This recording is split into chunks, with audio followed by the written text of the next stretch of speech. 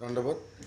আজকে আসলে মোর উত্তরের ভাওয়াই সুরের ভিডিও নিয়ে আজকে দোতরা বাজাবো সবার প্রিয় গান, খুব এসেন্সিয়াল গান। বন্ধু 3 দিন তোর বাড়িতে গেলাম, দেখা পাইলাম না।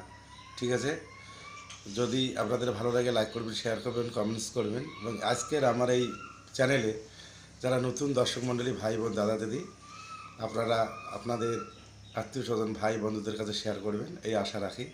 ঠিক আছে, শুরু করলাম।